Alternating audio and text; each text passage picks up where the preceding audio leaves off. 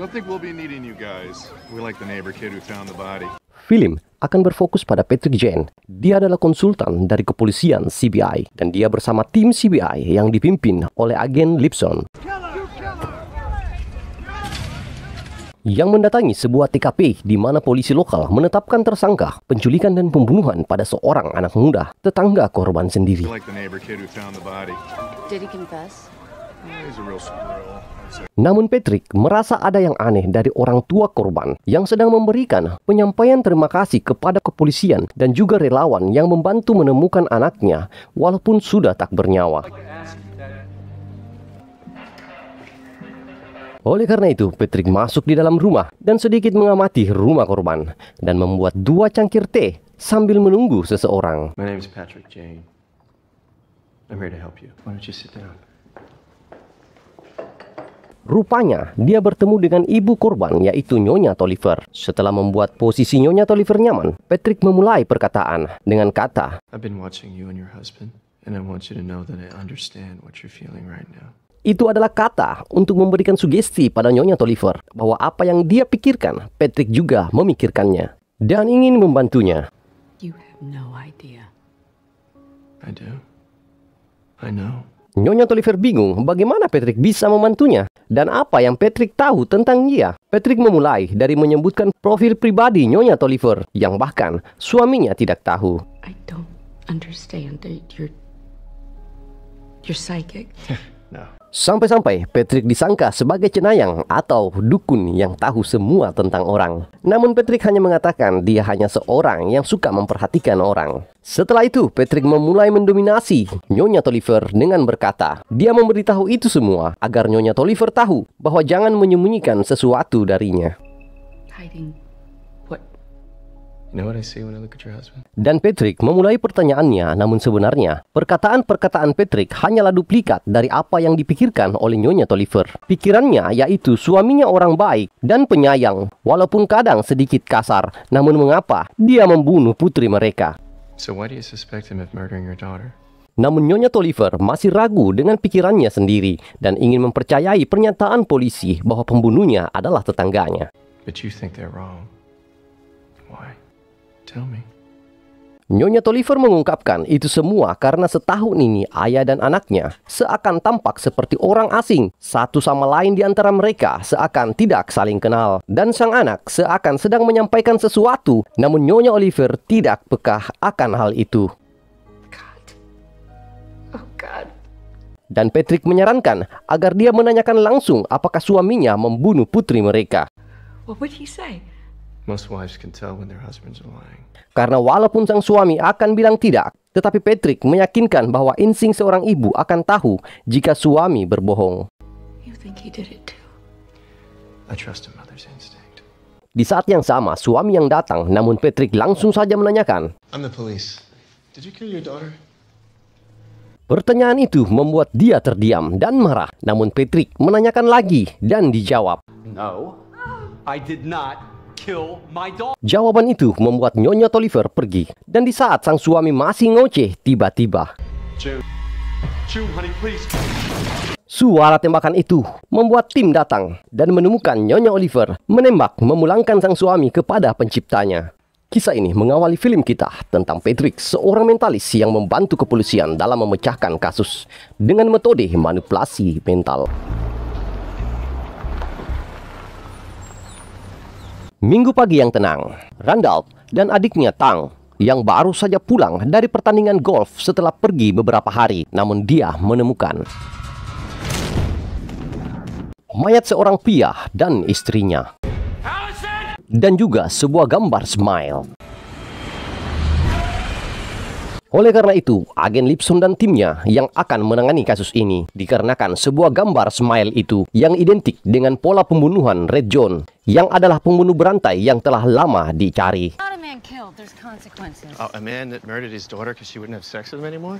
Patrick yang seharusnya diskor karena kasus di awal film, namun memaksa untuk menangani kasus ini karena menurut dia Red John adalah miliknya. Gregory Tannen, Caucasian male, 43, single, Kini tim berada di ruang otopsi dan diketahui korban pria adalah Dr. Gregory Tannen, 43 tahun, seorang bujang. Allison Randolph, 27, married, no children. Dan korban wanita, Allison Randolph, 27 tahun, menikah tanpa anak. Ditemukan meninggal di rumah Randolph hari Minggu pagi dan ditemukan oleh suami dan adiknya. Perkiraan waktu kematian Sabtu di sore hari. Dan dari pola kejadian ini merujuk pada pola pembunuhan Red John. Having assault of the torso and subsequent abuse of the viscera. Textbook Red John. Tim mencurigai kedua korban sedang selingkuh, namun Patrick menyangkal itu. Menurut Patrick, dari keahliannya, korban pria seorang gay. Namun dokter forensik tidak percaya itu dan menyarankan menanyakan profil korban pada Dr. Wagner yang adalah rekan dari korban pria. Allison were close friends. Lovers? No. He was gay. Dan diketahui dari Dr. Wagner bahwa korban wanita adalah pelanggan mereka sebagai dokter dan pasien. Di tengah perbincangan itu, Dr. Wagner mendengar kata Red John dan ingin tahu. Who's Red John? We don't know who did that. Namun agen Lisbon tidak memberitahu, hanya akan memberitahu jika sudah menemukan pelakunya. Red John enters here. And from the bag here and crush his Tannen skull. Kini tim berada di TKP dan mengamati seorang ahli dalam merangkai kejadian dengan spekulasi pribadinya. Dan dari hasil menunjukkan bahwa Red John adalah pelaku pembunuhan ini.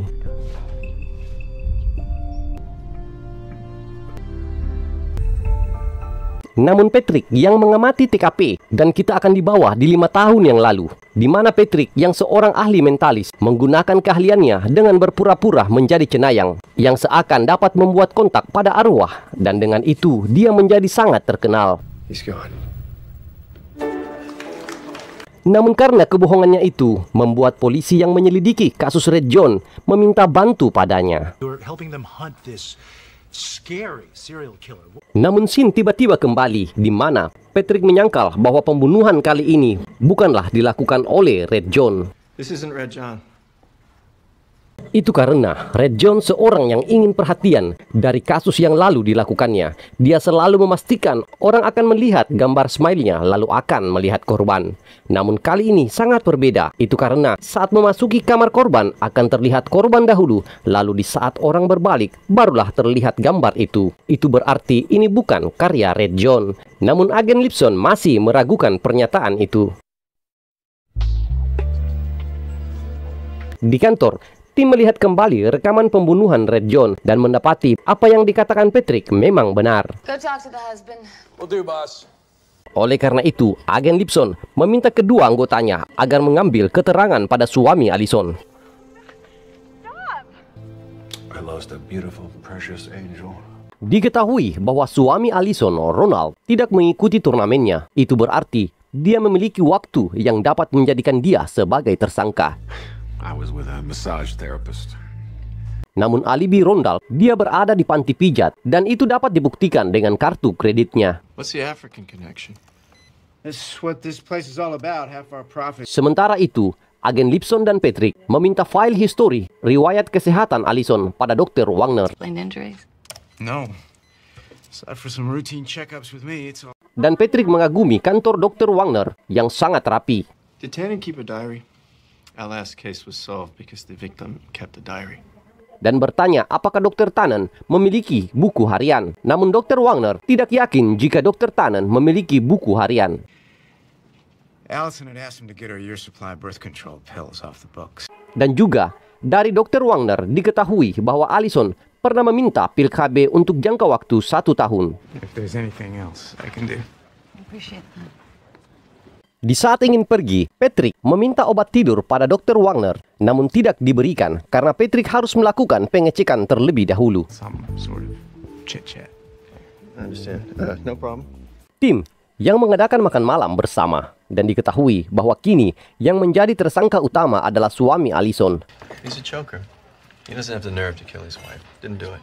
Namun Patrick meyakinkan tim bahwa Randolph tidak akan membunuh istrinya. Menurut Patrick, dari mental Randolph, dia seorang yang sangat payah, tidak akan memiliki keberanian untuk membunuh. Namun agen Lisbon tidak ingin melepaskan satu-satunya tersangka hanya karena spekulasi. Setelah itu, Patrick yang sedang mencoba untuk tidur, tiba-tiba seseorang menyelipkan surat di pintu kamarnya.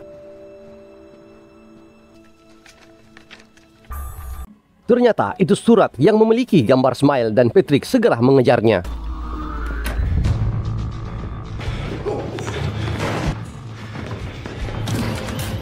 Dan Patrick kehilangan orang itu.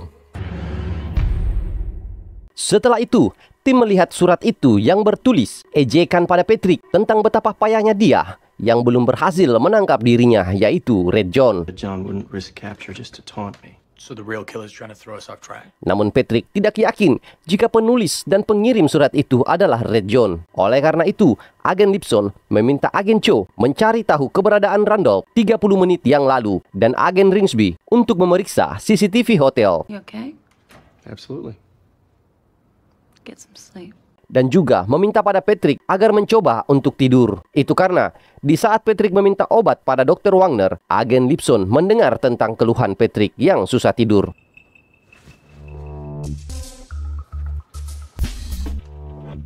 Namun, bukannya tidur, Patrick malah menulis sebuah buku harian hingga sampai pagi hari. Agen Lipson yang melihat itu segera memesan jadwal pertemuan untuk Patrick pada Dr. Wagner. Blood on the cloth in the envelope is Allison Randolph's. Dan di saat yang sama, tim menemukan di surat itu ditemukan darah Allison dan rambut Tang. Kini, Tang diinterogasi dan diketahui bahwa Tang dan Allison menjalin hubungan. Di sini ini, Patrick menunjukkan kita bahwa dia dapat menebak secara akurat sikap dan perilaku, bahkan sebuah rahasia orang lain. Allison and I were lovers. Kini kita akan melihat Patrick yang menjalani pengecekan oleh Dr. Wagner. Namun Patrick yang tidak suka hal pribadinya dipertanyakan karena dia paham betul trik psikologi terapi. You protect your core self very fiercely. Dan di saat Dr. Wagner berbicara, scene berpindah kembali di 5 tahun yang lalu saat Patrick telah pulang dari acara TV dan melihat surat di pintu kamar anaknya yang bertulis, Honest little worm. You wouldn't need to open the door to see what I've done to your love. Dan di saat Patrick membuka pintu, dia melihat gambar Smile dan bisa dipastikan istri dan anaknya telah dihabisi oleh Red John. Dan inilah alasan mengapa Patrick sangat terobsesi ingin menangkap Red John. Mr. Jane. Mr. Jane. Dan scene pun kembali di saat Dr. Wagner bertanya apakah yang mengganggu pikiran Patrick. Namun Patrick membuat cerita asal dari sebuah buku. Namun itu diketahui oleh Dr. Wagner. Mr. Randolph, good. Sementara itu, di kantor, tim telah menjemput Randolph dan mengetahui bahwa istrinya dan Tang berselingkuh. That's what he states, and he further states that it was you that killed Allison, and you're now trying to frame. Dan tim mencurigai itu sebagai motif Randolph membunuh istrinya dan ingin menjebak Tang menjadi pelaku pembunuhan itu. You can tell you're in real pain. Why not tell the truth? The truth is mine. Dan kita kembali ke Patrick yang telah mendapatkan obatnya dan diantar keluar oleh Dr. Wagner. Namun kembali, Patrick menanyakan buku harian Dr. Tannen yang dimana Patrick sangat yakin bahwa ada seseorang memberitahu dia bahwa Dr. Tannen memiliki buku harian. Only I was thinking, why do magicians have beautiful girl assistants? Entah apa yang dipikirkan oleh Patrick sehingga dia pun bertanya tentang pesulap yang membutuhkan asisten wanita. Because they're reliable distractors of attention. Dan akan meminta tim datang kembali mencari buku harian itu. Dan Patrick berterima kasih pada Dr. Wagner dan segera pergi.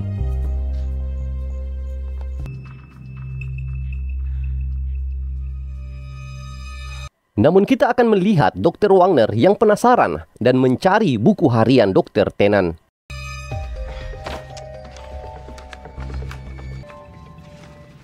Lost something? Namun tiba-tiba Patrick muncul kembali. I think I left my phone in your office. Alasan Patrick, ponselnya ketinggalan. Namun Dr. Wagner heran bagaimana Patrick bisa masuk sedangkan pintu telah dikunci. Diketahui Dr. Wagner sedang mencari buku harian namun tidak menemukannya. Oleh karena itu, Patrick membantu mencarinya dan menemukan. Eureka. Dr. Wagner?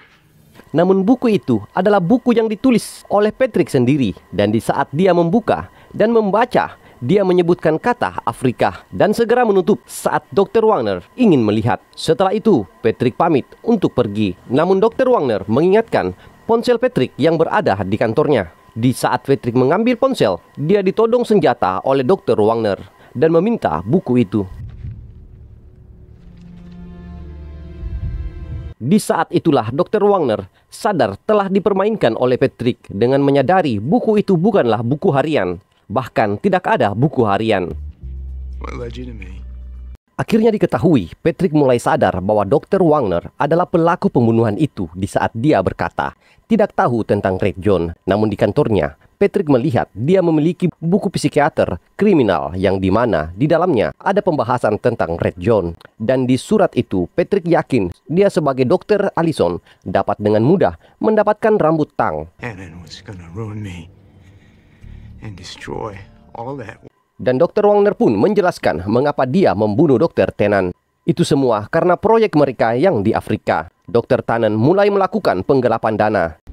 To kill Tannen for the greater good. And Allison? Dan alasan mengapa dia membunuh Allison hanyalah sebagai trik pengalihan agar polisi tidak menyelidiki dia. You're under arrest. I'm Let's go. pointing a gun at you. Dan Patrick pun menjelaskan bahwa dia telah mengosongkan peluru di senjata Dr. Wagner. You really think I would set you up so nicely and let you pull a loaded gun on me?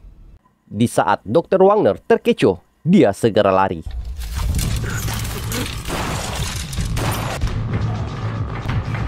Untung saja agen Rizpi datang dan menangkap Dr. Wagner.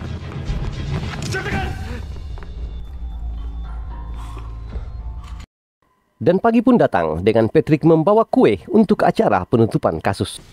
I just wanted to get sleeping pills. I swear to God, I didn't even want to go. You know I didn't want to go. Right. Dan di sini kita mengetahui kemampuan manipulasi Patrick yang merangkai cerita, buku harian, dan penyakit susah tidurnya agar agen Lipson mengirim Patrick pada Dr. Wagner. Don't even start. I'm still angry. I'm sorry. No, you're not. Film diawali di sebuah pedesaan. Tim mendapatkan panggilan oleh polisi setempat karena ditemukan sesosok mayat. Agen Lisbon memeriksa mayat dan ditemukan luka di perut dan memiliki ciri-ciri kematian akibat dibekap. Suffocation. Tebakan polisi lokal bahwa pelaku adalah orang luar. No, it was a local. And it was an accident. Namun prediksi Patrick adalah pelaku orang lokal yang tanpa sengaja membunuh korban.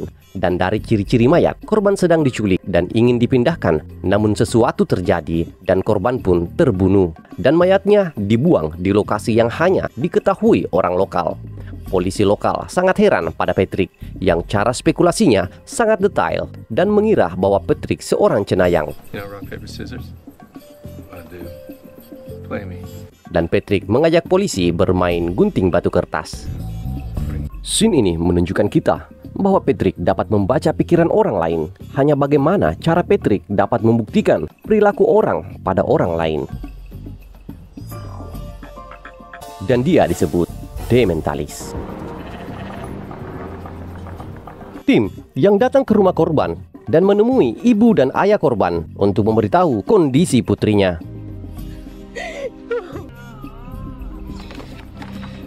Sementara itu, Patrick memeriksa kamar korban, namun bertemu dengan adik korban yang sangat terpukul. Did someone kill my sister?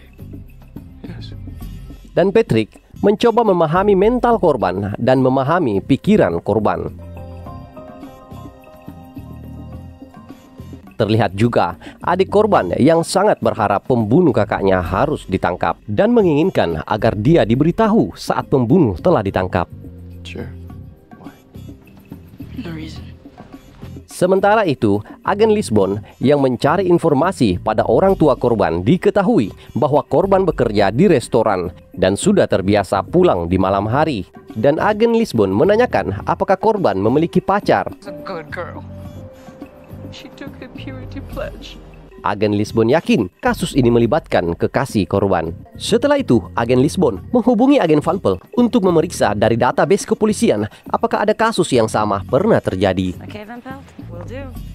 Sementara itu, Patrick yang baru saja selesai mencari tahu dari suasana kamar korban, memastikan korban memiliki pacar. Dan Patrick yakin korban menyembunyikan hubungannya karena dua kemungkinan, pacarnya terlalu tua atau pacarnya seorang yang sangat nakal. Dan jika pacarnya seorang yang nakal, maka dia memastikan namanya diawali huruf H. Dan karena telah diketahui tempat korban bekerja, polisi lokal memberikan info bahwa di hari korban diculik, dia mendapatkan panggilan dari tempat korban bekerja dengan laporan seorang pria mabuk yang tidak ingin membayar. Dan polisi itu pun mengingat bahwa saat dia baru saja sampai di sana, sebuah mobil hitam yang mencurigakan baru saja pergi dengan cepat. Dan itu pada jam 11.45. Setelah itu, agen Lisbon meminta agen Cho memeriksa mobil korban. Dan scene pun berpindah di restoran tempat korban bekerja. Dan disinilah kita ketahui bahwa korban bernama Melanie. Namun Patrick sangat menikmati hidangan di tempat itu yang menggunakan banyak mentega. No, there's no shame in it. A lot of butter. Dan agen Lisbon menanyakan pada pemilik restoran yang adalah bos Melanie tentang kegiatan Melanie dan apakah Melanie mempunyai masalah di tempat dia bekerja. What time did Melanie leave work that night? Dan juga dari bos Melanie yang memeriksa Melanie meninggalkan restoran pada jam 11.25.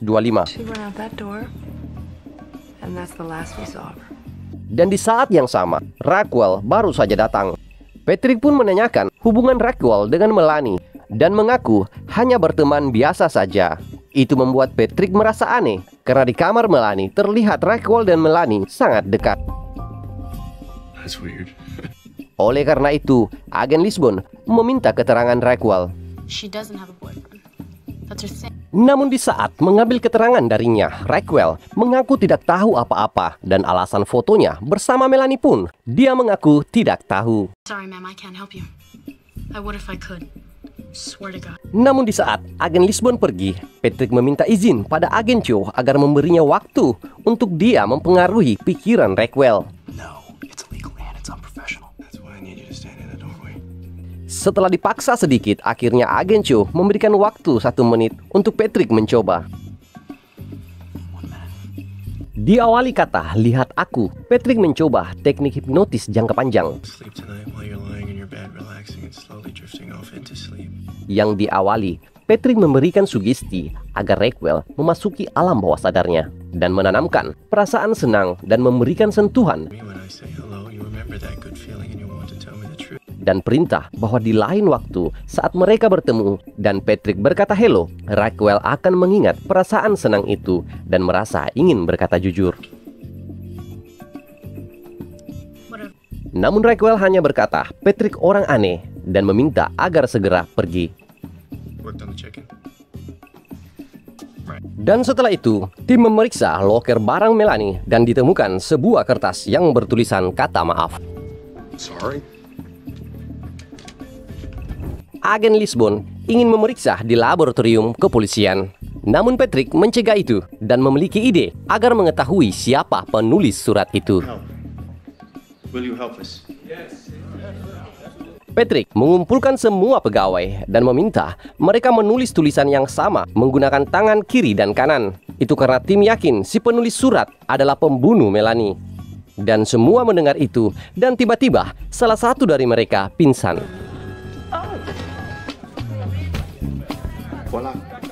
Randall, sang penulis surat, dan setelah agen Chow mencari tahu maksud surat itu diketahui, Randall menyukai Melanie dan di hari itu dia menunggu Melanie di tempat parkir. I was like, hey Melanie, what's up?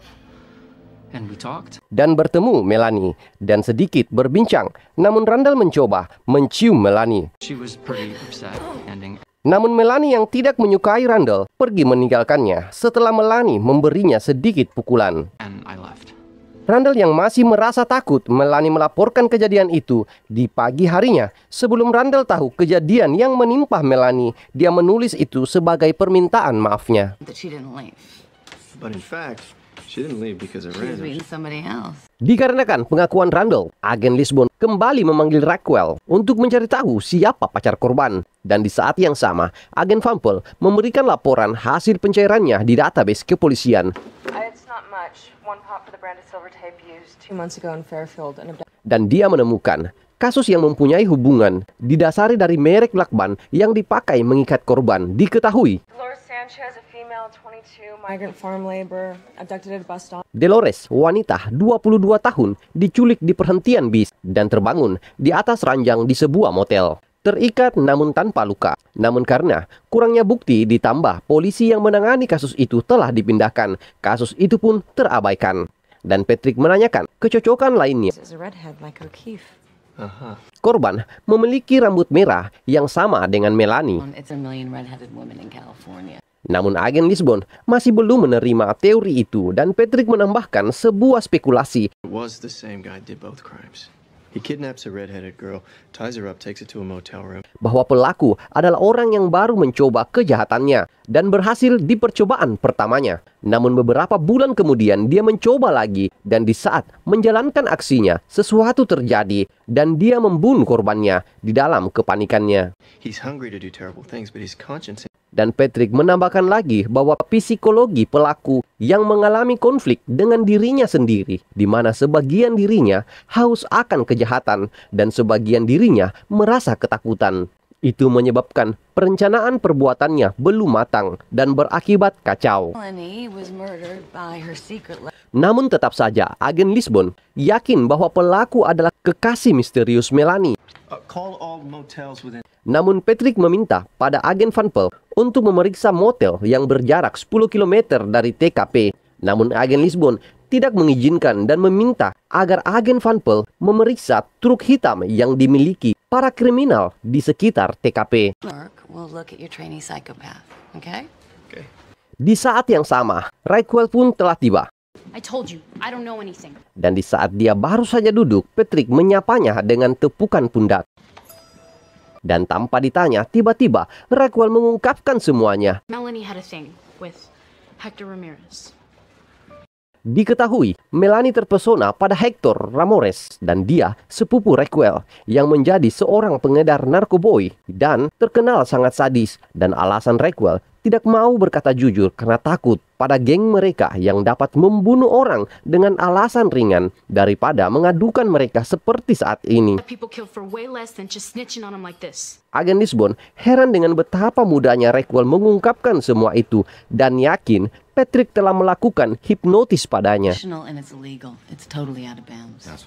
Namun karena pengakuan itu, agen Lisbon kini dapat menangkap Hector dan meminta agen Rispi dan Van Pelt agar segera datang.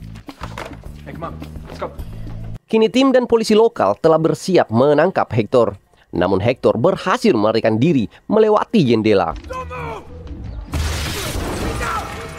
Tim yang mengetahui itu segera mengejar. Untung saja agen Lisbon berhasil menangkap Hector.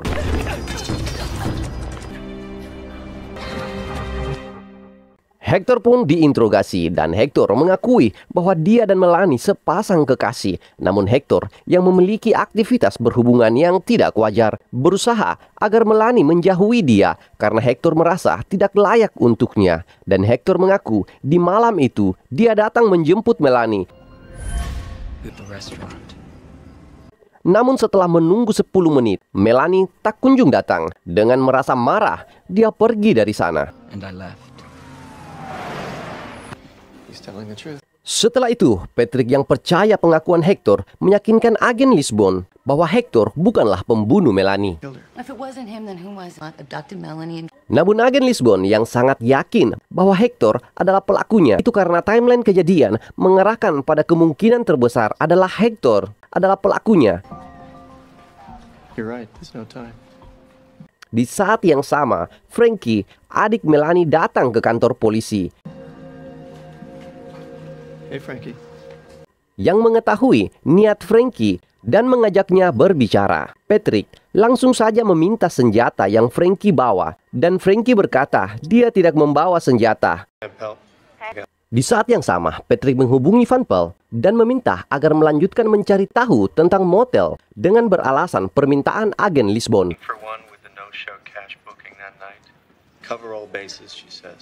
Dan meminta agar info yang didapatkan segera memberitahu dia. Setelah itu, Patrick kembali pada Frankie dan bertanya dengan apa Frankie akan membunuh Hector. Dan Frankie pun menunjukkan kapak yang dia bawa. Setelah itu, Patrick pun bertanya bagaimana jika Hector bukanlah pembunuh Melanie. Dan meminta agar Frankie jangan khawatir tentang balas dendam dan menyerahkan itu kepada polisi. Namun Frankie menginginkan Patrick membunuh pelaku itu jika telah menemukannya. Namun Patrick tidak dapat melakukan itu. Namun Patrick akan membuat orang itu sangat menyesal akan perbuatannya. Itu membuat Frankie sangat kecewa karena merasa itu tidak cukup untuk membalas kematian kakaknya. Namun Patrick menceritakan betapa menyakitkannya perasaan menyesal itu dengan bercerita bahwa dia memiliki anak yang jika tidak meninggal usianya sama seperti Frankie. Patrick menceritakan kisah istri dan anaknya yang terbunuh akibat kesombongan dan kebodohannya, membuat seorang pembunuh marah padanya. Dan karena itu Patrick sangat menyesal akan kelakuannya. Dan penyesalan itu lebih sakit daripada kematian, di mana semua orang akan mati. Cerita itu membuat pola pikir Frankie menjadi tenang dan mempercayakan kepolisian yang akan menghukum pelaku. Di saat yang sama, agen Van Pelt memberi info sebuah motel dengan ciri-ciri yang dicari Patrick. Dan Patrick pun segera menuju lokasi. Patrick yang berada di motel, dan dari pemilik motel, dia mendapatkan ciri-ciri penghuni yang mirip dengan dugaan tentang siapa pelakunya. Mengetahui bahwa pelaku akan kembali melakukan aksinya, terlihat dari beberapa bahan yang telah disiapkan oleh pelaku. Patrick segera menemui agen Lisbon, namun di saat Patrick ingin memberitahunya, agen Lisbon yang yakin bahwa Hector sebagai pelaku dan didapatkan info dari forensik bahwa di mobil Hector ditemukan darah Melanie. Dan karena itu, Hector kembali diinterogasi. Namun dari pengakuan Hector, darah itu berasal dari hubungan dia dan Melanie, di mana Melanie ingin mencoba batasan cara berhubungan Hector. Karena alasan itu, agen Lisbon belum mendapatkan pengakuan langsung Hector. Namun karena bukti-bukti yang kuat, agen Lisbon tetap akan menuntut Hector. Namun Patrick yang tidak ingin lagi mengatakan temuannya hanya mencoba menunjukkan langsung pada agen Lisbon. Kini Patrick dan agen Lisbon telah berada di motel. Ternyata Patrick telah membuat rencana memancing pelaku dengan menjadikan agen Van Pelt sebagai umpan. Di mana agen Van Pelt memiliki ciri-ciri yang sama pada korban sebelumnya, wanita muda berambut merah. Namun agen Lisbon meragukan rencana itu. Dan Patrick menjelaskan bahwa pembunuh Melanie adalah salah satu dari orang yang berada di restoran di malam itu dan menunjukkan bahan-bahan yang pelaku telah siapkan. Patrick yakin saat ini pelaku tidak dapat lagi menahan diri untuk melakukan kejahatannya. Dan rencana pun dimulai di mana agen Van Pelt menampar agen Risby, membuat seolah sepasang kekasih yang sedang bertengkar. Membuat agen Van Pelt rentan didekati dan berharap pelaku yang akan mengambil kesempatan itu. Kini tim tinggal mengamati di mana agen Van Pelt mulai meninggalkan restoran seorang diri. Dan tiba-tiba dikagetkan oleh polisi lokal, dan itu di luar dugaan Patrick. Namun agen Lisbon mengatakan polisi itu pun berada di restoran di malam itu. Kita kembali di agen Van Pelt yang terus berjalan, namun polisi lokal memberikan saran ingin mengantar Van Pelt. Namun agen Van Pelt menolak, akan tetapi polisi malah mencurigai agen Van Pelt mabuk. Agen Ringsby yang melihat Van Pelt dalam bahaya segera membantu dan terjadi sedikit keributan. Di motel, agen Lisbon yang merasa rencana itu sangat tidak berguna, namun Patrick memberitahu bahwa seharusnya si Koki lah yang akan mengambil umpannya. Di sini kita ketahui bahwa Patrick mencurigai si Koki, pemilik restoran, adalah pelakunya. Dengan alasan Patrick melihat kerakusan dalam diri Malcolm. Menurut Patrick, Malcolm pria rakus yang suka memuaskan diri sendiri. Namun agen Lisbon tidak yakin karena Malcolm tidak memiliki ruang untuk melakukan kejahatan karena ada 20 orang pegawai yang bersamanya di hari kejadian. Namun Patrick yakin dia memiliki cara untuk melakukan itu. Agen Lisbon yang tidak yakin teori Patrick pergi karena harus mengurus tim yang mengalami konflik dengan polisi lokal. Benar saja, saat di parkiran, agen Lisbon dihubungi tim untuk mengurus mereka di kantor polisi lokal. Di saat yang sama, terlihat mobil dari restoran baru saja parkir. Dan kini, kita melihat di saat Patrick lagi berbaring, tiba-tiba pintu dibuka oleh istri pemilik restoran dan mengangkat tubuh seorang gadis bersama suaminya.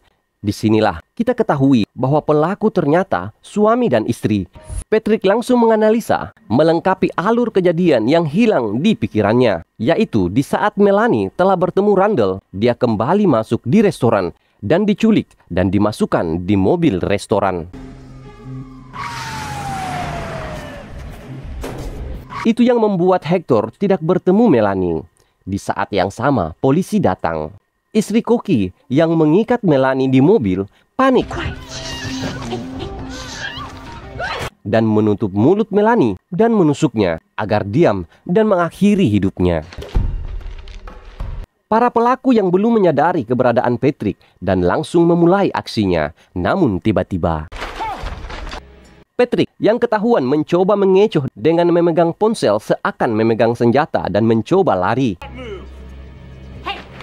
Namun karena pintu telah dikunci, Patrick tidak bisa keluar. Karena itu, Patrick mencoba menipu pelaku dengan trik pengepungan CBI, namun itu diketahui. Namun tiba-tiba, pintu terbuka, agen Lisbon kembali melihat ancaman yang besar. Langsung menembak Malcolm, dan untuk sang istri perintah menjatuhkan senjata hanya sekali karena dia menolak, dia pun ditembak mati. Mimin bertanya-tanya mengapa agen Lisbon kembali, dan setelah Mimin lebih teliti, Mimin menemukan scene di mana Patrick seakan mengirim pesan yang dari cerita bisa dipastikan pesan itu tertuju pada agen Lisbon. Dan apakah kejadian ini di luar prediksi Patrick, di mana Patrick yang berjanji pada Frankie akan membuat pelaku sangat menyesal karena perbuatannya? Ataukah Patrick sengaja membuat agen Lisbon membunuh para pelaku? Sungguh hanya Patrick yang tahu. Kita kembali di film di mana Patrick dan tim yang menghadiri upacara pemakaman Melanie dan sang ibu korban memberikan isyarat pada agen Lisbon, isyarat ucapan terima kasih. Film diawali dengan tim CBI mendapatkan perintah langsung dari atasan untuk mendatangi kediaman Jason Sen. Tim mendapatkan kasus yang diketahui Jennifer, istri Tuan Sands, yang melaporkan kejadian di saat dia pulang bersama putrinya pada jam 9 malam, hilang dan juga menemukan ruangan tempat kerjanya yang berantakan. Menurut polisi lokal, ini adalah kasus penculikan, namun belum menerima permintaan tebusan dari penculik. Patrick yang memeriksa dengan detail ruangan itu meyakinkan tim bahwa korban masih ada di ruangan ini. Dengan melihat petunjuk dari kursi yang memiliki bekas darah dan sebuah remote, ditambah sebuah kertas yang terselip di bawah lemari. Namun polisi lokal, Louis, tidak percaya pernyataan Patrick dan mengejek Patrick yang Louis tahu Patrick seorang cenayang. Dengan berkata, mungkin caranya terlihat kikuk, namun beginilah cara polisi bekerja. Beda dengan cenayang yang memakai hal-hal gaib dan yakin bahwa korban telah diculik. Namun Patrick menegaskan bahwa korban masih di ruangan ini, dan Patrick menjelaskan, menurut Patrick, korban disiksa di kursi dengan tujuan pelaku meminta sandi. Namun polisi lokal tidak mengetahui sandi untuk apa. Itu membuat Patrick meminta polisi Louis mengambil kertas yang dibawa lemari. Di saat Louis menarik kertas itu pun robek, yang berarti lemari itu menjepit kertas. Dan di saat itu pun, semua sadar bahwa lemari itu adalah sebuah pintu. Spekulasi Patrick adalah sesuatu mengalihkan pelaku sehingga korban memiliki waktu untuk membuka dan masuk di dalam ruangan rahasia itu, namun meninggalkan satu-satunya remote kuncinya. Sementara itu, Patrick mencoba kemungkinan kata sandi teratas, dan di saat polisi Louis ingin memanggil ahli kunci, Patrick memperhatikan lukisan perahu dan menyadari sesuatu dan mencoba sandi dari beberapa petunjuk yang ada di sana. Dan tiba-tiba pintu terbuka dan terlihat Jason San. Telah terkapar. Itu semua menunjukkan Patrick bukanlah cenayang. Dia ahli dalam memahami pikiran orang lain, dan dia disebut dementalis. Tim yang menghadiri upacara pemakaman korban, dan kini saya perkenalkan Jennifer, istri korban. Patrick menanyakan alibi Jennifer pada agen Lisbon. Yang diketahui, Jennifer pada malam kejadian, dia berada di sebuah konser Peter and the Wolf, dan dia memiliki bukti karcis memperkuat alibinya. Dan juga kita diperkenalkan Michael, dia adalah pengacara keluarga San. Patrick melihat sebuah ketakutan di raut wajah Jennifer, yang kemungkinan takut pada sang pengacara atau sesuatu yang buat Jennifer takut. Di saat itu, agen Lisbon dan agen Van Pelt pergi memeriksa file-file di komputer korban, mencari petunjuk-petunjuk, dan meminta agar yang lain tetap di acara hingga berakhir. Di sini kita melihat agen Ringsby yang sangat menyukai agen Van Pelt, namun takut untuk mengungkapkan itu pada Van Pelt. Dan di scene ini, Patrick ingin berbicara pada Jennifer soal ketakutannya, namun itu tidak dapat dilakukan karena dia akan melanggar aturan. Oleh karena itu, Patrick memainkan trik pada Ringsby. Patrick menyarankan agar dia merayu agen Van Pelt, namun agen Ringsby tidak tahu caranya. Akhirnya, Patrick meminta $1 agar Patrick mengajari agen Ringsby. Dan Patrick pun memulai dengan hanya memberitahu beberapa kata, yaitu cinta dan perhatian. Karena itu, agen Ringsby meminta kembali uang $1-nya. Namun Patrick akan membuktikannya dengan taruhan $1 uang Ringsby. Dia akan mengganti $100 jika dia tidak dapat merayu wanita di sana di saat itu juga. Karena itu, agen Ringsby memilih dari sekian wanita di sana, dia memilih Jennifer. Itu karena di pemikiran Ringsby, Jennifer baru saja berduka. Mustahil Patrick dapat merayunya di saat seperti ini. Dan Patrick pun tersenyum. Karena itulah tujuan dia yang ingin mendapatkan alasan agar dia dapat berbicara pada Jennifer. Dan di saat itu pun, agen Ringsby sadar telah dimanipulasi oleh Patrick. Good job. Patrick pun menghampiri Jennifer dan mengucapkan ucapan prihatin dan langsung merayu, menawarkan cinta pada Jennifer. Jennifer shock dan heran karena itu terasa aneh. Namun Patrick kembali menawarkan perhatian dengan mengatakan dia tidak tahu apakah Jennifer dalam tekanan oleh Michael atau tidak. Excuse me, back up. Now. Dan menunjukkan power seorang pria dan memberikan lagi bantuan dan meminta untuk Jennifer menghubungi Patrick dan dia akan datang membantu. No problem. Sorry. Di saat yang sama, Michael memanggil pengawal. Namun segera agen Cho dan agen Ringsby datang meminta maaf dan membawa Patrick. Namun terlihat wajah penasaran Jennifer pada Patrick. Di kantor, pimpinan sangat marah karena Patrick dilaporkan oleh Jennifer karena perbuatannya tadi. Dan pimpinan menyalahkan agen Lisbon yang membiarkan hal itu terjadi. Namun Patrick beralasan dia memiliki rencana dan yakin Jennifer hanya sedang jual mahal. Namun pimpinan tim tetap memberikan ultimatum pada Patrick bahwa walaupun Patrick sangat membantu dalam memecahkan kasus, namun semua punya batasan. Sementara pimpinan sedang ceramah, tiba-tiba kejaksaan menghubungi dan diketahui Jennifer mencabut laporannya asalkan Patrick mau meminta maaf, dan itu secara pribadi di rumah Jennifer. Di saat itu pun pimpinan merasa konyol. Patrick yang sudah di rumah Jennifer dan terlihat anaknya Julie ingin bermain bersama Patrick, dan Patrick pun menemani bermain di kamar Julie. Very nice room. Thank you. My daddy made me. Dan di saat itu pun Jennifer bertemu Patrick. Are you married, Mr. J? Was. Jennifer pun mulai kembali menanyakan bantuan dari Patrick dan membenarkan rasa ketakutannya. Itu karena Michael, sang pengacara, memberitahu dia bahwa suaminya sebenarnya telah bangkrut dan Jennifer takut karena kini yang suaminya simpan hanyalah utang untuk mereka. Dan bantuan yang Jennifer minta adalah Jennifer yakin bahwa suaminya memiliki harta yang dia simpan dan meminta pendapat Patrick tentang itu. Whoever killed him certainly thought so. Di saat itu pun, Departemen Penyitaan Aset Utang telah datang ingin mengosongkan rumah itu. Namun Patrick mencegah itu dengan menakuti para agen dengan mengatakan kematian korban diakibatkan virus antraks. Dan itu membuat para agen takut dan segera pergi. Come on, let's go, guys. Di kantor, tim yang mendalami bisnis korban diketahui bahwa korban telah mengalami kebangkrutan sekitar 5 tahun ini. Namun 2 minggu yang lalu, korban menerima uang $10 juta dan kini uang itu entah di mana. Karena itu, tim meyakini bahwa sang pembunuh menginginkan uang itu. That's what his killers wanted to know. Hey, are you sure the widow doesn't know where it is? Agen Cho menanyakan pada Patrick seberapa yakin Patrick bahwa Jennifer tidak mengetahui di mana uang itu. Dan Patrick yakin Jennifer tidak mengetahui itu. Oleh karena itu, agen Lisbon menemui Michael, sang pengacara. Namun Michael juga tidak tahu keberadaan uang itu. Dia hanya mengetahui Jason menarik 10 jutanya untuk membuat kejutan pada istrinya.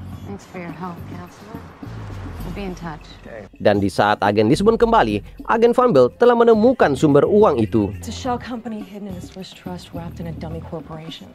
Di mana uang itu dari bisnis yang seakan disembunyikan oleh korban. Dan alamat perusahaan itu di sebuah dermaga.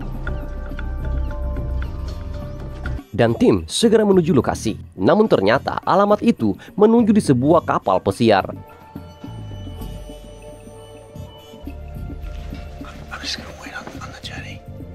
Dan setelah diperiksa, tiba-tiba Patrick ditodong senjata oleh seorang wanita. Namun agen Lisbon datang dan menangkap. Lay the gun down. Show me the badge. Who are you? What are you looking for? This is my boat. I can do. Dan dari situ diketahui dia adalah tunangan korban. Adriana, we can charge you right now with...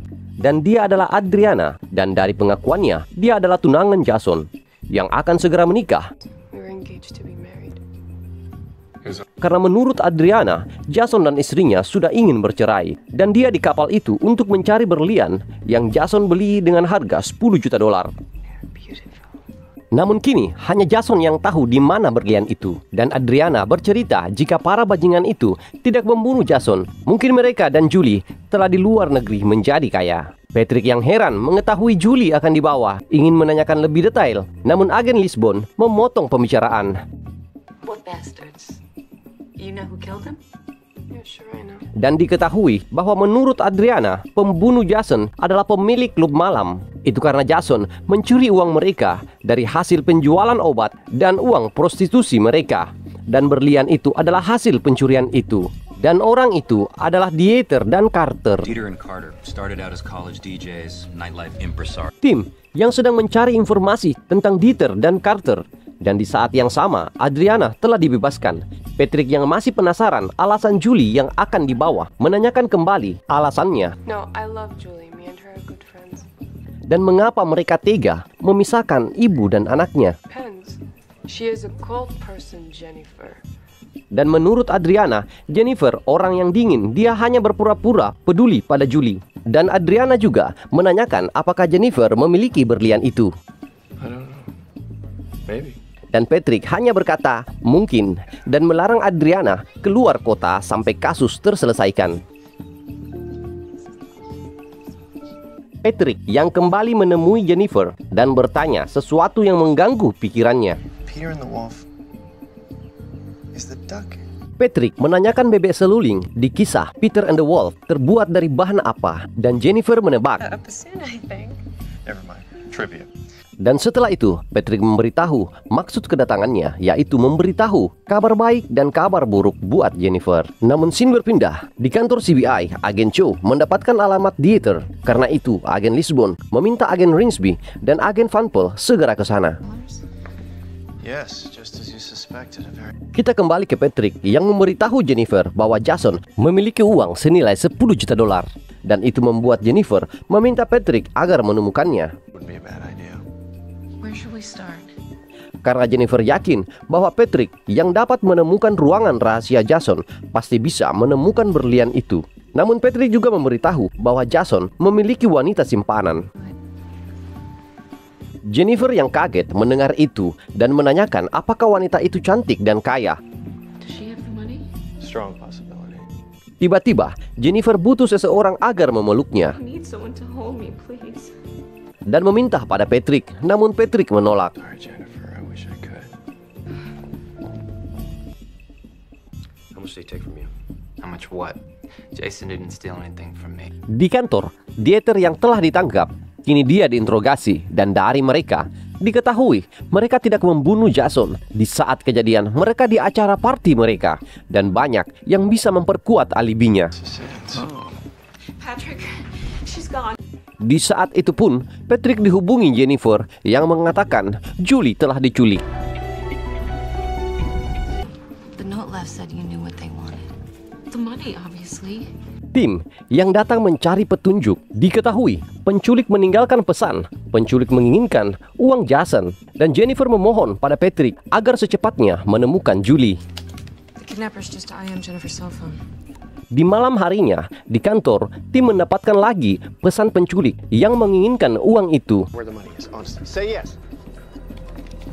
Patrick yang tahu di mana uang itu segera menemui penculik. Still awake? Wide. Jane. Patrick yang sudah siap di mobil yang telah menunggu penculik, namun tim tetap mengawasi pertemuan itu.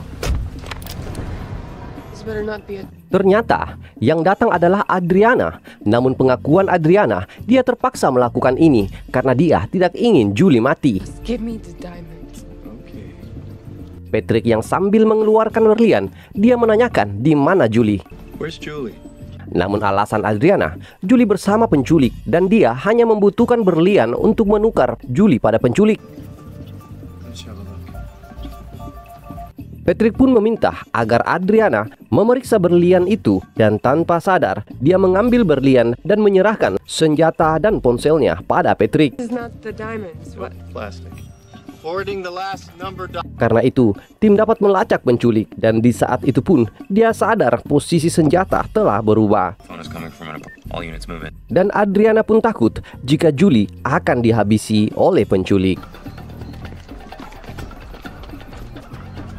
Kini tim telah berada di rumah penculik dan memancing penculik dengan seolah Adriana datang membawa uang itu. Dan setelah dibekuk, ternyata dia adalah Michael, sang pengacara. Dan terlihat Julie berada di sana. Tim dan Michael saling memegang senjata. Dan tiba-tiba Bennett's our man. He killed Jason Sands for $10 million in diamonds. kini agen Lisbon melaporkan situasi pada atasan bahwa pelaku adalah Michael, sang pengacara. Dan tim yakin bahwa salah satu antara Jennifer dan Adriana adalah komplotannya. Dan karena Michael telah sekarat dan tidak dapat berbicara, tim mengikuti ide Patrick agar mengetahui siapa pelaku di antara mereka. Dan agen Lisbon meminta dukungan pada atasan jika sesuatu masalah terjadi. Itu karena tersangka adalah seorang pengacara terkenal. Of course, if I'm forced to it, I have your back. This is a surprise. Diawali dengan mempertemukan Jennifer dan Adriana. I screw better lawyers than you. Setelah itu, tim memberitahu mereka nama seorang wanita yang bernama Wendy. She has the diamonds. It's a possibility. Diamonds? Dan juga memberitahu bahwa Michael telah membaik dan akan segera bicara. Dan itu membuat mereka panik. Itu karena sebelumnya mereka diberitahu bahwa Michael tidak akan selamat. Setelah itu tim meninggalkan mereka berdua. Setelah beberapa saat, agen Ringsby yang memeriksa mereka mendapati keduanya telah pergi. Karena itu, agen Lisbon segera memeriksa kamar Julie dan mendapati Adriana yang di sana. Made me think Adriana had the money and you made her think I had the money. Sementara itu, Jennifer yang telah kembali ke rumahnya yang ingin segera lari, namun Patrick sudah menunggu. You told me the duck was an oboe. Dan disinilah kita ketahui bahwa Patrick menyadari Jennifer adalah pelaku saat Patrick menanyakan bahan seluling di kisah Peter and the Wolf. Patrick yakin bahwa Jennifer tidak pernah ada di konser itu. Karena itu, Jennifer pun mengakui bahwa dia sangat marah karena mengetahui suami dan anaknya berencana meninggalkan dia dan pergi bersama simpanan suaminya dengan seluruh hartanya. Jennifer pun bercerita, di malam itu dia bersama Michael menyiksa Jason agar mau memberikan uang itu. Namun Jason memilih mati daripada memberikan uangnya. Setelah pengakuan itu, Jennifer yang sadar polisi telah datang. Dia hanya meminta pada Patrick menunjukkan berlian itu. Rupanya selama ini berlian itu tepat di atas mereka. Setelah itu, Jennifer pun ditangkap dan disinilah agen Lisbon mengetahui bahwa taruhan Patrick dan agen Ringsby adalah agar Patrick dapat membuktikan kejahatan yang dilakukan Jennifer. Dan disinilah kita ketahui juga bahwa Patrick mencurigai Jennifer sebagai pelakunya di saat pemakaman. Dan scene di mana Patrick memberikan saran pada agen Ringsby agar mengejar cintanya. Itu menutup episode kali ini dan kita jumpa lagi di episode selanjutnya. Oke guys, bye. What's he talking about? Nothing. Nevada. Definitely Nevada. Your dream. Forensics are already running the prints. Maybe we'll get a quick match. Diawali penemuan potongan tangan di jalan perbatasan antara Nevada dan California. Tim CBI yang dipimpin oleh agen Lisbon datang di lokasi. The right hand with the number 43 on it. He probably a white man, mid-50s.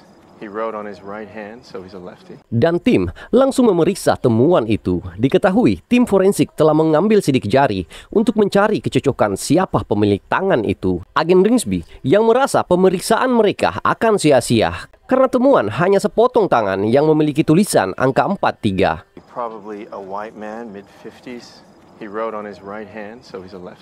Namun kita akan menyaksikan bagaimana spekulasi dari Patrick. Diawali dengan tulisan 43, agen Cho berpendapat sang pembunuh kemungkinan menulis pesan. Namun Patrick menyangkal itu karena penulisan terlalu kecil dan pudar. Kini Patrick mulai dan lebih memperhatikan dan menjelaskan. Moisturizer, musky cologne, and tobacco. Dari bau, juga telapak tangan yang halus dan kuku yang terawat. Dari itu Patrick memastikan pemilik tangan itu adalah seorang yang kaya. Dan Patrick memastikan dia adalah seorang manajer sebuah hotel beserta kasino. Agen Cho yang menganggap itu hanya tebakan, namun Patrick ingin menjadikan itu sebuah taruhan. Dan 35 sen menjadi deal di antara mereka. 35 cents. 35 cents.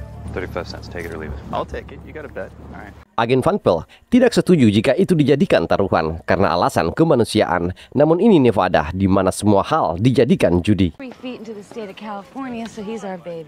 Agen Lisbon yang datang dan memastikan kasus ini milik mereka. Dan dari hasil forensik, pemilik jari adalah James Quincy Meyer. Dan dia pengelola resort dan kasino Colina. Itu membuat agen Cho kalah taruhan. Thank you. Dan itu menunjukkan skill Patrick dalam analisa sangat tinggi dan dia disebut dementalis. Kini tim telah berada di rumah korban dan saya perkenalkan istri korban, Nyonya Myler yang kita panggil Anne, dan anak korban Jessica dan suaminya Daniel. Yang mendapatkan kabar dari tim berita kematian James. Diketahui Nyonya Miller terakhir kali mendengar kabar suaminya pada jam 8.05 Selasa malam. Jim pays me to herd the whales. The big money gamblers. Diketahui juga Daniel bekerja sebagai penjudi bayaran yang bertugas mencari penjudi besar agar bermain di kasino James. Your dad knew Sinatra? Patrick yang memperhatikan ruangan itu dan berbicara pada Jessica. When you're growing up, was he? What makes you say that? Dan Patrick yang membaca mental Jessica. Diketahui Jessica adalah seorang anak yang rindu perhatian ayahnya, namun dia merasa diabaikan. I know he did. He just... Namun berpura-pura percaya ayahnya peduli padanya. Di tengah-tengah, agen Lisbon mencari petunjuk dengan bertanya tentang angka 43 yang tertulis di tangan korban. Tiba-tiba, No idea.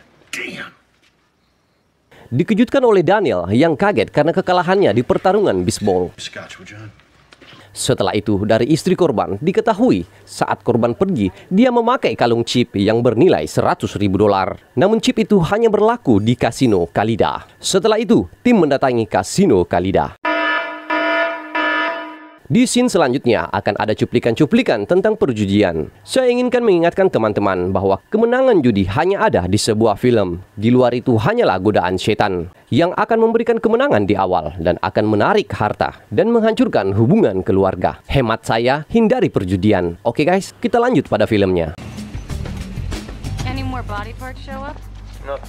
Agen Lisbon menanyakan pada agen Ringsby yang mencari petunjuk mendapatkan kasus serupa pernah terjadi 10 tahun yang lalu. Itu dilakukan oleh mafia yang mendapatkan pemain judi yang curang. Matt Etienne, I'm head of security. Dan kini, tim telah berada di dalam kasino dan bertemu Matt Etienne. Dia adalah kepala keamanan di Kalidah. Di dalam perbincangan bersama Matt, Patrick tertarik pada seorang yang sangat hanyut pada perjudian. A whale? Exactly, a whale. Dan dari Matt diketahui pria itu bernama Carl Trax. Dan dia adalah penjudi yang terkenal, yang sangat royal. Dan dia menjadi salah satu penjudi besar di sana. Agen Lisbon datang mencari petunjuk-petunjuk. Sementara itu, Patrick yang bosan dengan petunjuk file-file meminta uang pada agen Lisbon untuk memulai pencarian petunjuknya dengan bermain. Sure you do. Come on, I'll give it back to you double. Dan Patrick meminta $100 dan berjanji akan mengembalikan 3 kali lipat. Triple.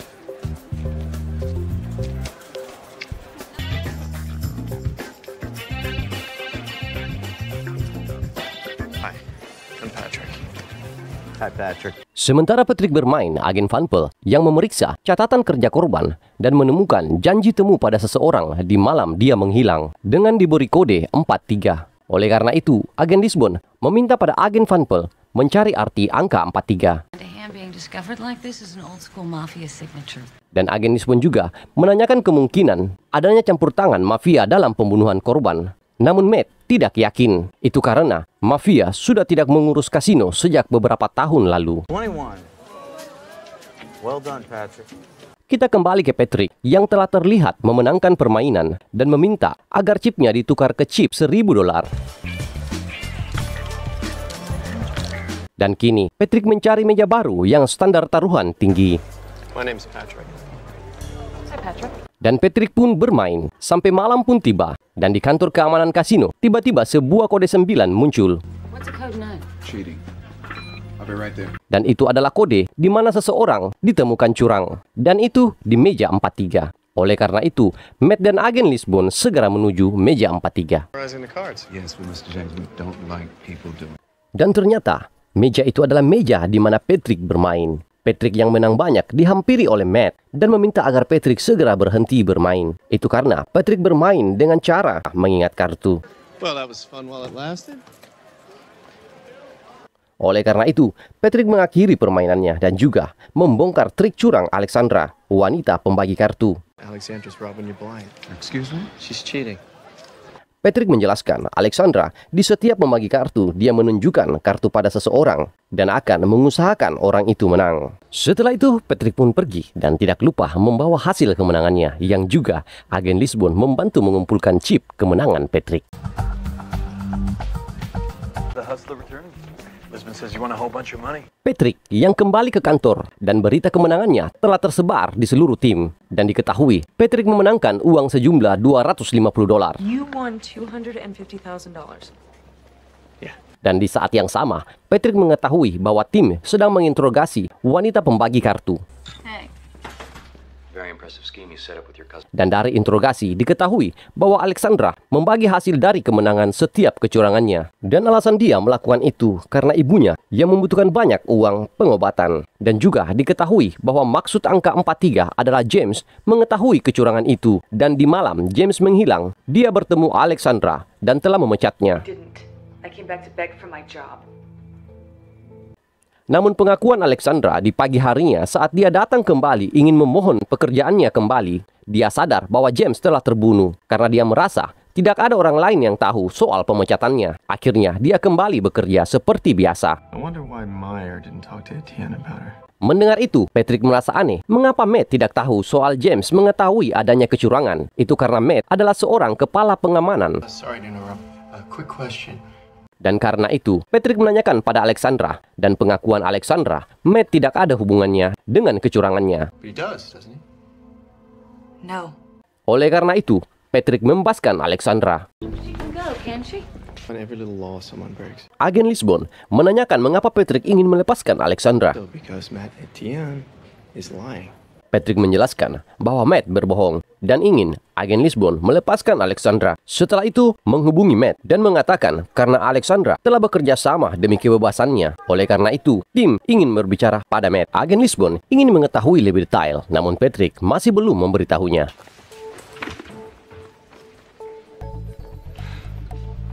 Sementara itu, Patrick mengeluarkan hadiah yang dia beli dari hasil kemenangannya. Dan itu adalah kalung untuk agen Lisbon dan juga Vanpel.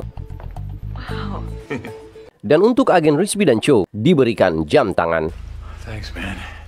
Nah, it must be worth a lot of money because it's the ugliest watch I've ever... Keesokan harinya, setelah Alexandra dibebaskan dan agen Lipson menghubungi Matt, tiba-tiba di pagi itu, Ann menghubungi tim dan ingin meluruskan keadaan. I had a strong hunch. If I told you about every hunch, you'd get very irritated. Karena itu, Patrick dan agen Lisbon kembali datang ke rumah korban. Dan Ann menjelaskan bahwa Matt menghubungi dia dan mengatakan seorang karyawan menyebarkan rumor tentang hubungan dia dan Matt. And Daniel to be here so that you understand there's no subterfuge here.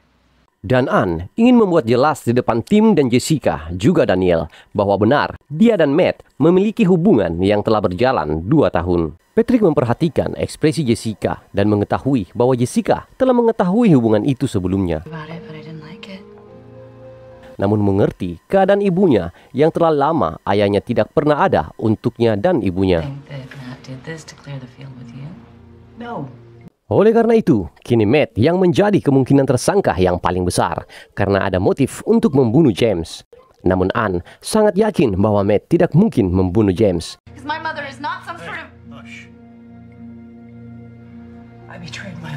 Di saat agen Lisbon dan Patrick ingin pergi, Patrick meminta dengan diam-diam kepada Daniel agar mengatur permainan poker untuknya. Namun meminta agar itu tetap dirahasiakan.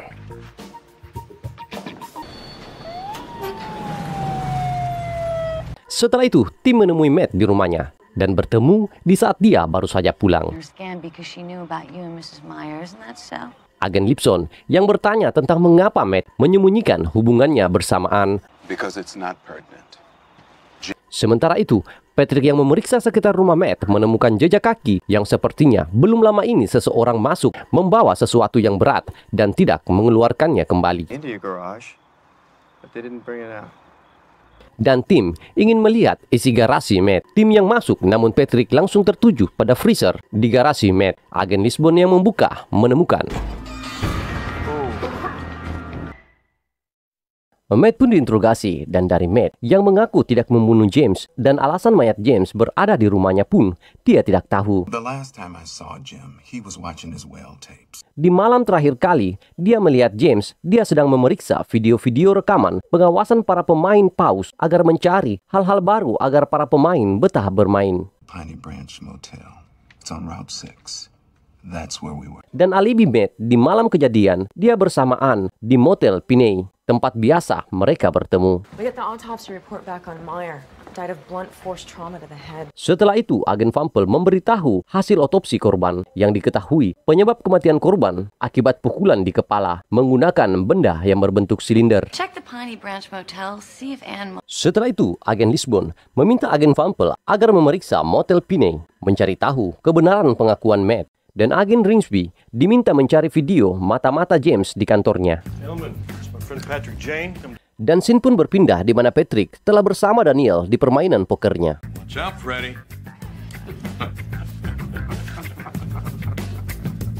Kita ke agen Cho dan Rigsby yang mencari video rekaman di kantor James. Dan setelah mencari dan tidak menemukan, agen Cho menghubungi Patrick meminta bantuannya. Agen Cho menjelaskan kondisinya yang sedang mencari kaset video yang kemungkinan diselipkan pada buku. Namun terlalu banyak buku untuk dicari. Patrick menanyakan susunan penyimpanan dan aturan jenis buku. Gaming theory reference section. Setelah agen Cho menjelaskan, Patrick menyuruh mencari di buku kitab atau buku Rules of Order. Setelah itu, Patrick kembali bermain. Dan agen Cho mencari dengan petunjuk Patrick. Dan benar saja, mereka langsung menemukan kaset itu. Dan tim melihat video itu dan menemukan video di kamar Carl yang didatangi seorang wanita yang berpenampilan wanita malam. She looks familiar though. Wait, that's Jessica Meyer, isn't it? Dan setelah tim memperhatikan lebih jelas, wanita itu ternyata Jessica, anak James. Karena itu, kini Jessica diinterogasi oleh agen Lisbon dan menanyakan soal video itu. Namun Jessica tidak mau menjelaskan mengapa dia berada di sana. Dan agen Lisbon memberitahu bahwa di malam korban dibunuh, dia baru saja melihat video itu. Dan agen Lisbon yakin video itu berhubungan dengan kematian James. Oh my God. What does that make you think? All in. Setelah itu, kita kembali ke Patrick, yang kini Carl telah kalah dan segera pulang. Good night, Freddy. Dan kini menyisakan Patrick dan Daniel. Patrick ingin menyudahi permainan, namun Daniel memaksa Patrick bermain lagi. Dan itu membuat permainan berlanjut. Carl yang ingin pulang dihampiri oleh agen Cho dan Ringsby. Ask him quick. I've been up for 48 hours. I just lost $180,000. Carl diperlihatkan video itu dan menjelaskan bahwa sebelum itu terjadi, dia bermain poker bersama Daniel. Daniel yang kalah mempertaruhkan istrinya pada Carl. The sexual favors of his wife. Dan Carl pun setuju. Dan akhirnya Daniel pun kalah. Dan video itu di mana Daniel mengirim istrinya untuk Carl sesuai perjanjian. 100% willing, but not happy. Kita kembali ke Patrick yang sedang mengambil minum dan membuat sesuatu pada gelas. Setelah kembali bermain dan gelas itu pun terjatuh, Patrick menukar kartu yang akan dibagikan.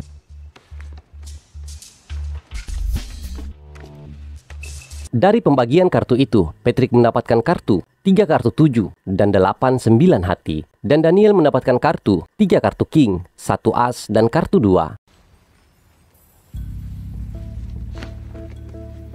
Dan di saat Patrick mengambil lap, Daniel melihat kartu Patrick. Karena itu, Daniel meminta pertukaran 1 kartunya, sementara Patrick meminta pertukaran 2 kartu. Kini Daniel mendapat 4 king dan 1 as, membuat dia tersenyum. Namun dari ekspresi, Patrick melihat bahwa kartu Daniel sangat bagus, namun menyinggung soal taruhannya yang tinggal sedikit. What's the bet, kid? Daniel pun mengeluarkan chip $100.000 dan menjadikan taruhan $105.000. And I see you. Dan Patrick mengikuti taruhan itu. Kartu pun dibuka, yang Daniel sangat yakin dia tidak akan kalah kali ini. Kings, booyah. As pretty as this. Namun Patrick membuka kartunya yang adalah strike flush. Itu membuat Daniel kalah. Yes, I do. I see you. Not much later. Setelah itu, Daniel pun ingin pulang. Namun di saat dia membuka pintu, agen Cho dan agen Ringsby telah siap membawanya. Jim followed me to the parking lot.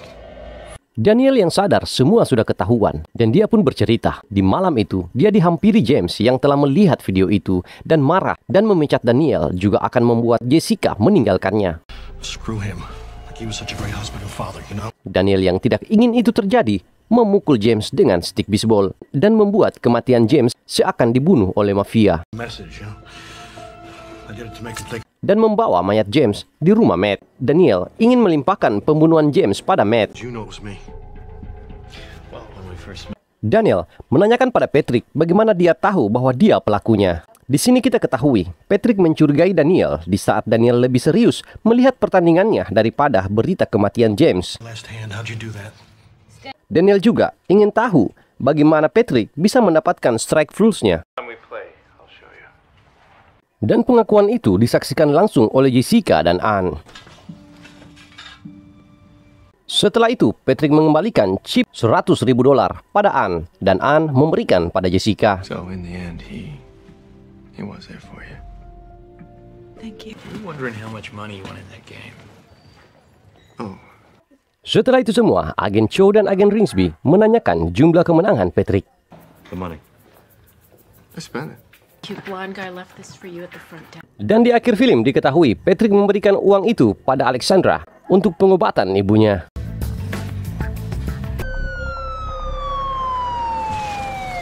Thank God, you're here. Diawali dengan datangnya seorang polisi yang mendapatkan laporan adanya suara jeritan diikuti suara tembakan. Polisi yang memeriksa menemukan 2 mayat korban pembunuhan dan itu membuat sang polisi sangat panik.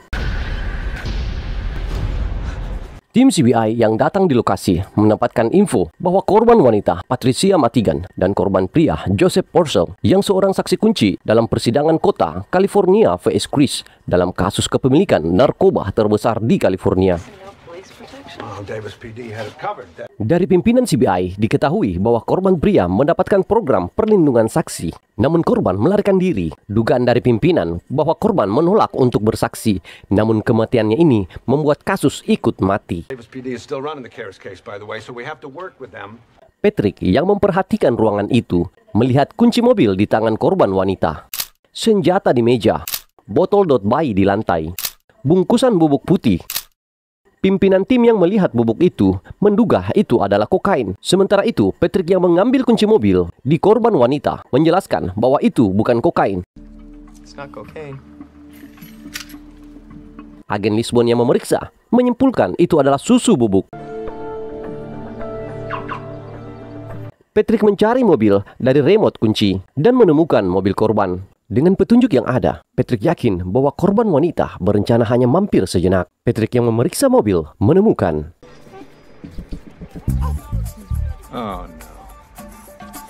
semua itu dapat dia lakukan karena Patrick dapat membaca pola pikir korban dan dia disebut dementalis. Social services, I'm here for Kaylee. Dikarenakan ibu sang anak telah meninggal, dinas sosial datang menjemput Kyle, sang bayi itu. Diketahui kasus ini adalah kasus yang sedang ditangani polisi Konoha setempat. Namun karena pimpinan pusat ingin mempercepat, itu mengapa tim CBI diberi wewenang ikut menyelidiki kasus secara independen. Dan kini mereka dipertemukan oleh pimpinan untuk bekerja sama. Dan pimpinan CBI meminta mereka untuk baik-baik dalam bekerja sama. That means play nice. Keep me posted.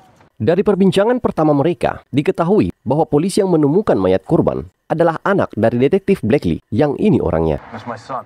Dan Preciado menambahkan bahwa anak itu polisi baru yang setelah menemukan mayat korban, dia terguncang. This is still a Davis PD case. Dan mulailah detektif Blackley menegaskan pada tim CBI bahwa kasus ini adalah kasus mereka. Itu karena unit narkoba mereka telah berusaha menangkap Rick Chris selama bertahun-tahun. Namun agen Lisbon hanya mengatakan dia mengerti posisi mereka. We appreciate your position. Have you checked the liquor store? Dan juga bertanya, apakah mereka telah memeriksa CCTV sekitar? Karena polisi Konoha tidak memeriksa CCTV yang pendapat mereka pasti rusak. Namun agen Lisbon meminta pada agen Van Pelt agar mengambil rekaman itu. Patrick juga menanyakan mengapa bisa Joey Purcell, korban pria kita, dapat melarikan diri dari mereka yang memberikan program perlindungan saksi. Namun polisi Konoha tidak menjelaskan, hanya mengatakan di saat mereka menangkap Chris yang sang pelaku, mereka akan menghubungi tim CBI. Itu karena polisi Konoha yakin pembunuhan ini Chris lah pelakunya. Namun Patrick menambahkan, bagaimana jika target pembunuhan ini ditujukan pada korban wanita? Diketahui, menurut tim CBI, pelaku mengikuti korban wanita. Dan di saat korban baru saja sampai, pelaku dengan cepat menembak kedua korban. Pemikiran itu datang dari adanya bayi korban disimpan di dalam mobil. Itu menjelaskan sesuatu keadaan tertentu membuat korban wanita yang tidak memiliki rencana untuk datang, terpaksa datang membawa anaknya. Dan pelaku mengikuti korban yang tidak peduli kemana tujuannya, hanya mencari kesempatan untuk memulai aksinya. Dan disinilah perbedaan pandangan mereka. Polisi Konoha yakin target adalah korban pria. Dan tim CBI yakin target adalah korban wanita. Namun polisi Konoha menyuruh tim CBI santai saja, biar mereka yang mengurus kasus ini. Namun sudah pasti Patrick dan agen Lisbon akan mengusut kasus ini. Di saat yang sama, Patrick menunjukkan sebuah majalah yang dia dapatkan dari mobil korban, di mana tertera sebuah alamat di sana. Dan dari itu, tim memulai penyelidikannya. Mailing address. Let's go. Dan itu adalah alamat rumah Lacey Wells, teman korban wanita yang sepertinya telah biasa berurusan dengan kepolisian. The cops? Yeah, CBI. Yang mengira temannya sedang tertangkap. Namun setelah dia diberitahu bahwa korban telah dibunuh, dia sangat sedih. Kini, agen Lisbon meminta keterangannya dan dari dia diketahui bahwa korban wanita telah tinggal bersamanya sejak Joe, korban pria, tertangkap dan itu 3 bulan yang lalu. Patrick yang memperhatikan ruangan itu yang terlihat sangat rapi, tidak seperti karakter Lacey Wells dan menanyakan apa yang terjadi di malam itu. Joe called her really late. He's mad hungry. Diketahui Patricia, korban wanita, mendapatkan telepon dari Joe, korban pria, mengatakan dia sangat lapar dan takut untuk keluar karena menjadi incaran Chris dan memohon padanya membawakan makanan. That's the last I saw her, Kaylee. Dan itu terakhir kalinya dia melihat Patricia. Couldn't you have babysat for her? Patrick yang penasaran bertanya mengapa Patricia ikut membawa anaknya di tengah malam. Dari pengakuan Lacey, diketahui Patricia tidak ingin menitip anaknya pada Lacey. Itu karena dia sangat perhatian dan sangat menyayangi anaknya. Look at how she keeps this place. Sampai-sampai dia merenovasi rumah Lacey agar nyaman buat bayi. Dan dari Lacey juga diketahui Patricia selalu memiliki uang. Itu karena dia sering dikunjungi seorang pria. Like a skinny, tough guy, dark hair, and drove a blue car. Yang ciri-cirinya pria kurus, pemarah, rambut hitam, dan mengendarai mobil biru. Grand to front the bail, and even more for the lawyer. Bahkan Lacey bercerita bahwa dia pernah tertangkap membawa narkoboy 1 ons dan Patricia tiba-tiba datang membantu dengan membawa uang jaminan dan menghilangkan barang bukti. I mean, we were busted with a whole ounce of meth, and she made that crap disappear. Excuse me. Always goes off. Di saat yang sama, agen Ringsby menghubungi agen Lisbon dan memberitahu info bahwa tim telah menemukan lokasi keberadaan Caris. Oleh karena itu, agen Lisbon meminta menyiapkan tim penyerbu dan memberitahu polisi Konoha bahwa tim CBI telah menemukan Rick Caris. Namun meminta menahan aksi sampai agen Lisbon datang di lokasi. Hold off on going in until I get there. Kini tim bersiap di lokasi dan menunggu agen Lisbon. Namun polisi Konoha yang datang dan ingin langsung melakukan penyergapan, agen Ringsby yang menahan, namun mendapatkan penolakan oleh polisi Konoha. Dengan berkata, penyergapan ini biar dilakukan polisi asli dan menyuruh tim CBI pulang melipat kertas. Itu membuat sedikit ketegangan antara agen Ringsby dan Preciado. Hey, walk away, walk away. Look at me. All right, we told them not to go in. Let's go south now. It's there next. Tidak lama berselang, agen Lisbon pun datang dan memahami situasi dan segera melakukan penyergapannya. Dan seperti biasa, Patrick menunggu di mobil.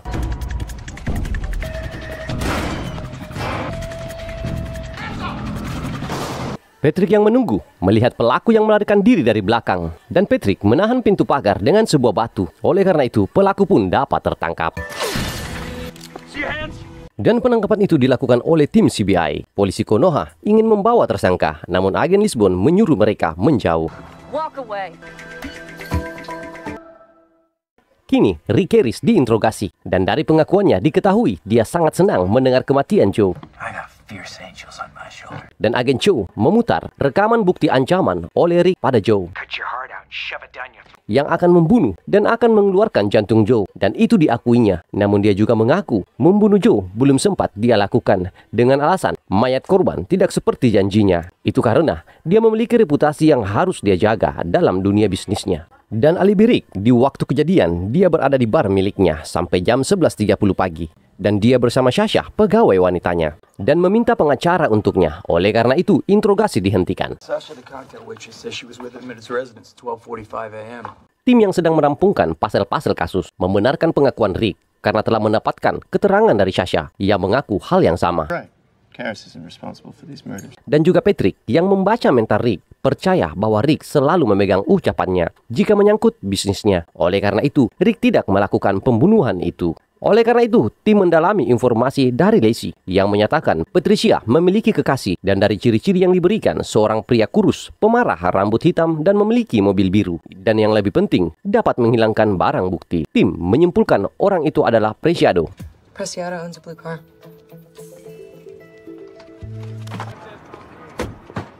Kini tim menemui Preciado, sang mental polisi Konoha, telah mengkonfirmasi foto Preciado pada Lacey, teman Patricia, mengatakan orang yang sering mengunjungi Patricia adalah dia. Oleh karena itu, tim CBI ingin berbicara kepadanya. Hai.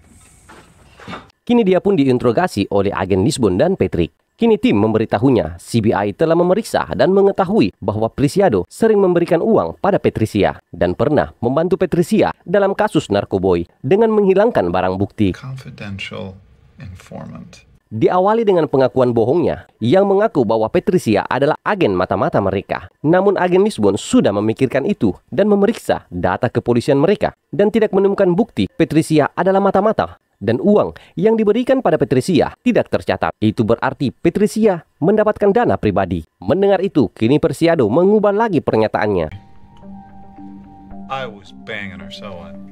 Dengan membenarkan kecurigaan agen Lisbon bahwa Patricia adalah wanita simpanannya. Oleh karena itu, tim mencurigai Preciado sebagai pembunuh Patricia. Dengan dugaan motif pembunuhan, Preciado memergoki Patricia bersama pria lain. Apalagi seorang napi, Preciado yang cemburu menembak mereka. Oleh karena itu, agen Lisbon bertanya di mana dia di saat kejadian. Dan alibi Preciado, dia di rumah partnernya, detektif Blakely, menonton pertandingan sampai tertidur di sofa. Dan istri Blakely dapat mengkonfirmasi itu. Blakely's just you and him? And his wife. It's just funny what bad liars cops are. I guess they're not used to Setelah itu, Patrick yang memperhatikan meyakini Preciado berbohong seakan menutupi sesuatu. Oleh karena itu, agen Lisbon akan pergi berbicara pada Blakely, menahannya sementara agar Patrick dapat menemui istri Blakely mencari informasi alibi Preciado. Patrick yang mendatangi kediaman Blakely bertemu Sam Blakely, polisi yang menemukan mayat korban. Mengetahui Patrick ingin berbicara pada ibunya, dia menolak dengan alasan sekarang bukan waktu yang tepat. Namun kedatangan Patrick diketahui oleh ibunya dan bertemu dengan Patrick. Murder investigation? The Purcell Madigan killings? Yang menyangka Patrick datang untuk pertanyaan pada Sam. Namun Patrick mengatakan ia ingin berbicara padanya. Oleh karena itu, Patrick dipersilakan masuk. There are 3 generations of Davis law enforcement in this family. 3. Diawali dengan membanggakan keluarga Blakely yang 3 generasi mengabdi di kepolisian Konoha. Tell me, why on earth do you want to ask me about these killings? Patrick meminta pembicaraan secara pribadi, namun Sam tidak ingin pergi. It's kind of confidential stuff, man. Sampai pada saat ibunya menyuruh dengan sedikit tegas, barulah Sam pergi. Go on. What did you want to talk to me about, Mr. Jane? Patrick menyampaikan bahwa Preciado adalah calon tersangka dalam kasus ini dan menyampaikan maksud kedatangannya, mengonfirmasi pengakuan Preciado yang mengaku berada di rumah Blakely di malam kejadian, dan itu dibenarkan oleh Nyonya Blakely. He said that he was having an affair with Patrice Madigan. Well, Dale says that Steve has a problem down there. Down there. Dan dari Nyonya Blakely diketahui bahwa Preciado memiliki penyakit yang membuat senjata di dalam celananya tidak dapat tegak. Itu membuat Ibu Blakely berkata bahwa pengakuan Preciado itu hanyalah untuk menyembunyikan kekurangannya atau melindungi orang lain. Dan di saat itu pun Nyonya Blakely menyadari sesuatu. Oh, I'm so sorry. Stupid. Itu membuat Sam datang dan bertanya apa yang Patrick katakan pada ibunya. My father, what did you tell her? You knew. Namun karena itu juga akhirnya Nyonya Blakely sadar anaknya juga tahu bahwa ayahnya menyembunyikan wanita. Namun Sam berkata bahwa ayahnya tidak selingkuh dan mencoba menjelaskan bahwa ibunya hanya salah paham. Di saat yang sama, detektif Blakely pun datang. Get in the house now. Detective Blakely. Itu membuat keluarga Blakely bertengkar dan di saat Patrick ingin bertanya sesuatu pada Blakely, dia pun kena tampol. Shut your mouth. Kejadian itu dan dugaan bahwa Blakely terlibat dalam kasus, tim membawa Blakely diinterogasi dan penahanannya itu dilihat oleh pimpinan CBI. Now we're arresting them. Hooray. Yang kaget dan meminta pada agen Lisbon agar memastikan keterlibatan Blakely dalam kasus sebelum menjadikan dia tersangka. Yes, boss. Kini Blakely pun diinterogasi. Namun agen Cho hanya mendapatkan pengakuan bahwa benar dia memberi uang pada Patricia $1,000 setiap bulan. Dan di saat agen Cho ingin mencari tahu lebih banyak, Blakely meminta pengacara dan tidak mau lagi berbicara. I'll set that up for you. Poor soul.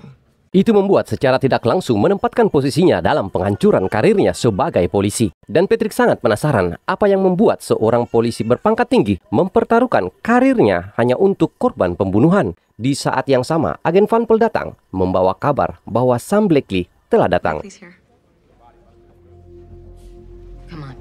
Officer Blakely, thanks for coming. I got no choice. You got my father locked up. Diketahui, tim memanggil Sam untuk datang dan menyampaikan pendapatnya bahwa ayahnya tidak akan melakukan pembunuhan itu. Dan Patrick menanggapi itu dengan berkata, iya, tim telah tahu ayahnya tidak melakukan itu. Seketika itu pun, dia menyimak penjelasan tim. This is from the security cameras in the liquor store in front of the motel. Diawali, tim menjelaskan video rekaman pengawasan yang ditemukan oleh tim yang menunjukkan anak buah Rick datang. And that is Rick Kearse's man. Dan Patrick menyampaikan kekeliruannya terhadap Rick. You can see his license plate right there. Can you make that bigger? Yes, we can. Sam melihat nomor polisi dan meminta diperjelas. Dan tim mengetahui pemilik mobil itu sebagai Kitip yang bekerja pada Rick. Namun Patrick memberi informasi pada Sam bahwa Rick mengaku bahwa Kitip tidak membunuh korban. Pengakuan Rick saat Kitip sampai di Motel Joe, pembunuhan sudah terjadi. Tip actually saw the real killer. Saw the whole thing. Kini Rick memberikan informasi bahwa Kitip melihat siapa pembunuhnya. Oleh karena itu, Rick meminta kesepakatan. Bila tim melepaskan Rick, Kitip akan bercerita dan memberitahu siapa pelakunya. Can you believe him? Of course not. It's a transparent con. Patrick pun mengatakan tim tidak percaya karena itu jelas tipuan hanya untuk kebebasan Rick. Tim mencurigai Kitip ingin menjebak Blakely, menjadikan ayah Sam sebagai tersangka. Kini tim hanya ingin mengikuti rencana Rick untuk mendapatkan Kitip. Yang diketahui, Rick telah mengatur pertemuan tim bersama Kitip malam ini. Q-tip and work him until we get the real story. Dan tim memberitahu maksud mengapa memberitahu ini pada Sam. Tim ingin Sam memberitahu pada atasannya bahwa akan ada penangkapan malam ini. Dan meminta agar polisi Konoha jangan ada yang mengganggu. Dan untuk kejelasan dalam kerjasama dalam kasus ini, tim akan mengajak Sam dalam penangkapan. He thinks he's playing us for a bunch of idiots. I understand. Okay, team. Let the games begin. Dan tibalah di mana tim menunggu Rick memberi informasi keberadaan Kitip. Ready to act fast. Clear? Roger that. Okay. Got it. Dan di saat agen Lisbon memberitahu mereka bahwa Kitip telah menunggu di jalan Gary. Be there in 10 minutes. 10 minutes. I can't get to Fifth and Gary in 10 minutes. Dan meminta tim agar sampai di lokasi 10 menit. Namun agen Cho melaporkan tidak akan tiba dalam 10 menit. Dan agen Van Pelt dan Ringsby akan tiba 12 menit. Damn it, he won't wait that long. Dan Patrick meminta konfirmasi keberadaan Sam. Namun entah mengapa Sam tidak merespon. Sir Blakely. Sam. Dan Sim memperlihatkan Sam yang telah tiba dan menemukan mobil Kitip. Namun Sam tiba-tiba menembak Kitip. Yang setelah diperhatikan ternyata itu hanyalah sebuah patung. Dan dari ini bisa dipastikan ini hanyalah jebakan buat pelaku. Yang di sini Samlah orangnya.